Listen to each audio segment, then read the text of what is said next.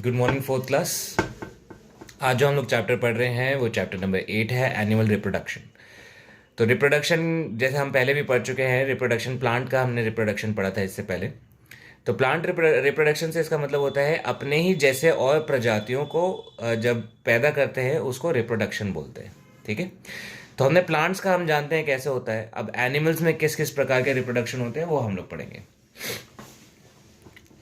यहाँ पे देखें, reproduction is one of the most characteristic features of living organisms. Life would not exist on earth if plants and animals did not reproduce to make their own make their offsprings. Offspring मतलब अपने ही जैसे और बच्चे।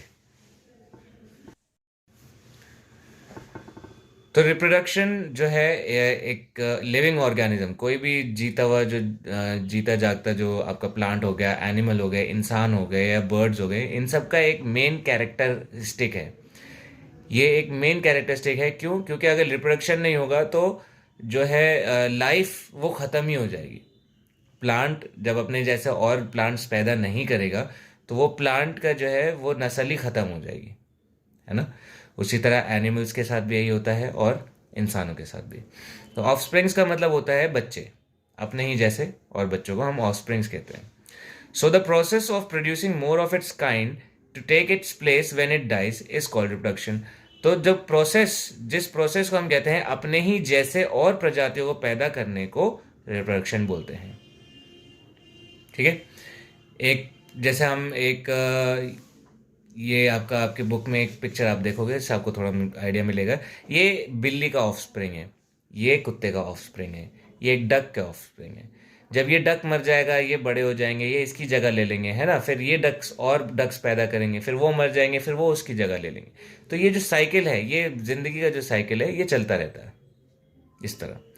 अगर reproduction ना हो तो हमारी जो है जो लाइफ है वो एग्जिस्ट करना ही बंद हो जाएगी। दुनिया में एक टाइम बाद कोई जिंदा नहीं रहेगा। Animals can live happily all their lives, growing, eating and moving around. They produce offspring so their species can continue. All animals do not reproduce in the same way. तो जो जानवर होते हैं वो अपने बच्चों को पैदा करते हैं ताकि उनकी जो नस्ल है वो आगे बढ़ती रहे, उनकी नस्ल ना ख़त्म हो, उनके जैसे और भी आगे हो। और एनिमल्स जो है एक ही तरह से रिप्रोड्यूस नहीं करते। कोई कोई जानवर जो है अंडे देगा, ठीक है, कोई जानवर सीधा बच्चों को जन्म देंगे। तो इस तरह से चलता है। जैसे यहाँ पे लिखा है some give birth to young ones, कुछ सीधा जन्म देते हैं बच्चों को। कुत्ते जो है अंडे से नहीं निकलते, वो डायरेक्ट आपके माँ के पेट से निकलते हैं। और जो जैसे आपके कुछ होते हैं, जैसे चिड़िया के आप देखोगे, चिड़िया जो है अंडे देती है, फिर उसमें से बच्चा निकलता है। तो ये दो ऑप्शन हैं आपके। आगे देखते हैं। पहला, रिप्रोडक्शन इन मैमल्स। अब मैमल्स किसे कहते हैं आपको पता होना चाहिए। जैसे जो भी जानवर, आपको मैं आपको पहले भी बता चुका हूं, जो भी जानवर आपका जिसके बाल होते हैं, चाहे पूंछ पे बाल हो, चाहे पूरी बॉडी पे बाल हो, या कहीं थोड़ी सी जगह बाल हो, उस जानवर को मैमल कहते हैं। प्लस जो मैमल्स होते हैं वो सीधा बच्चों को जन्म देते हैं। वो अंडे, उनके बच्चे जो है अंडे में से नहीं निकलते। कहाँ से निकलते हैं? माँ के पेट से। तो mammals are found all over the earth, पूरी दुनिया।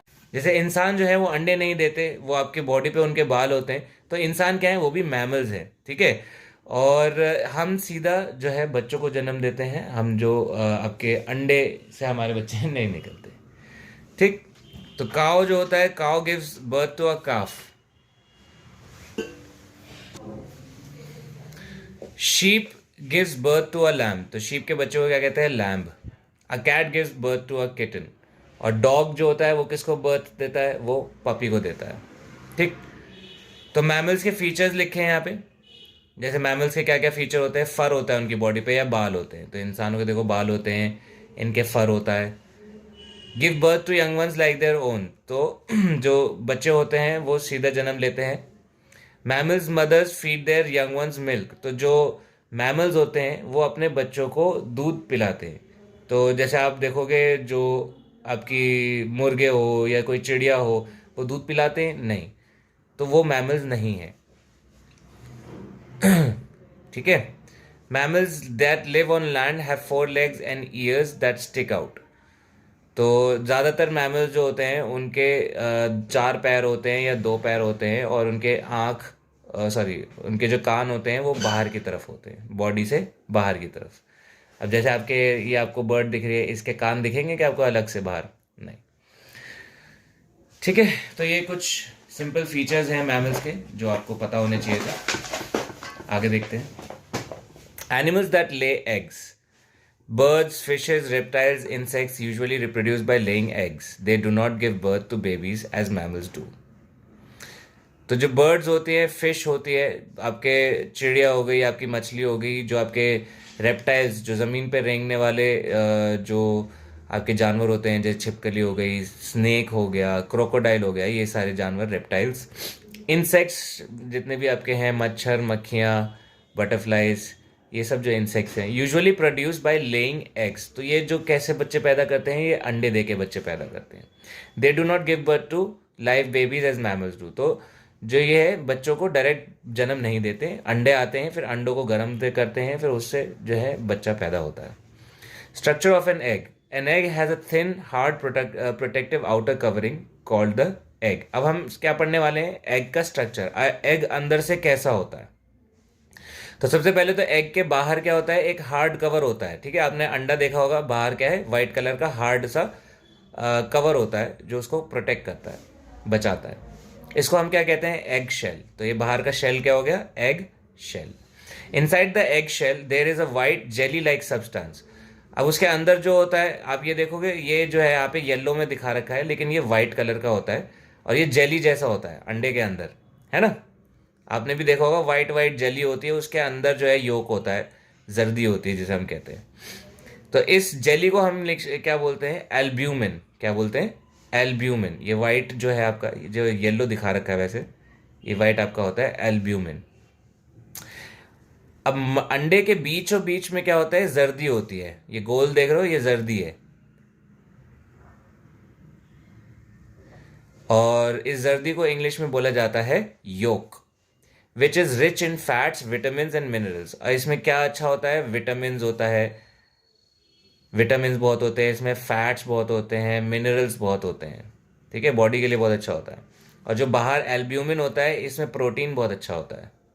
ठीक है, which inside the yolk there is a growing chick. इसके अंदर जो होता है एक छोटा, जो बच्चे का, जो बर्ड हो गया या फिर जो भी जानवर है, उसका एक छोटा बच्चा होता है, जो कि धीरे धीरे धीरे धीरे बड़ा होता है और अंडे की जगह ले लेता है। और फिर जब अंडा छोटा पड़ जाता है तो फिर अंडा तोड़ के बाहर निकल आता है। ठीक है, द ग्रोइंग चिक इज कॉल्ड द एम्ब्रियो। ये जो छोटा सा जो ये बच्चा शुरू हो रहा है यहाँ पे पैदा होना, इसको एम्ब्रियो कहते हैं। ये क्या है आपका? एम्ब्रियो। एम्ब्रियो यूजेस योक एज इट्स फूड। अब योक के अंदर जो भी उनको विटामिन, मिनरल्स, फैट्स रखे हैं ये इस जर्दी में, तो वो एम्ब्रियो जो है उसको खाने की तरह यूज करता है। भाई उनको भी तो कितने दिन, एक महीने मतलब 10 दिन 12 दिन जो वो अंडे के अंदर रहते हैं, वो खाने के लिए कुछ तो ज़रूरत पड़ती होगी ना, कुछ तो खाते होंगे। तो ये जो है अंडा, ये जो जर्दी है, उसके अंदर उनको पूरा मिनरल्स वगैरह सब कुछ मिल जाता है खाने के लिए। The embryo develops into a chick only when the egg is kept warm. अब अगर अंडे को गर्म रखा जाएगा, जब मुर्गी उस पर बैठेगी तो ही अंडा गर्म होगा, और अंडा जब तक गर्म नहीं होगा तो उसमें से मुर्गी नहीं निकल पाएगी। Features of birds have feathers and wings. तो बर्ड्स के फीचर लिखे हैं, इनके फेदर्स होते हैं, विंग्स होते हैं। ठीक है, ये अंडे देती हैं, इनके दो पैर होते हैं, हाथ नहीं होते, इनके पंख होते हैं, और इनके कान नहीं होते, इनके बस एक छेद होता है जिससे वो सुन पाते हैं, और इनका खून गर्म होता है। Thick, warm-blooded, ear holes instead of ears, have 2 legs, lays eggs, have feathers and wings. All birds such as hen, crow, sparrow and eagle reproduce by laying eggs. कोई भी आपका जितने भी आपके दिमाग में बर्ड्स आ रही हैं, ऑस्ट्रिच हो या आपका कौवा हो या आपका स्पैरो हो या ईगल हो, ये सारे जो हैं वो अंडे ही देते हैं। आगे देखते हैं।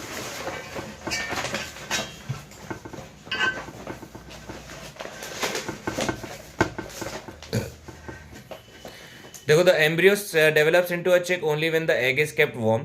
The parent bird sits on the egg to keep it warm. When the chick has fully grown, it breaks the shell and comes out. This is called hatching. तो जब एक चिड़िया अंडा तोड़ के बाहर निकलती है तो उसको हैच करना बोलते हैं, हैचिंग।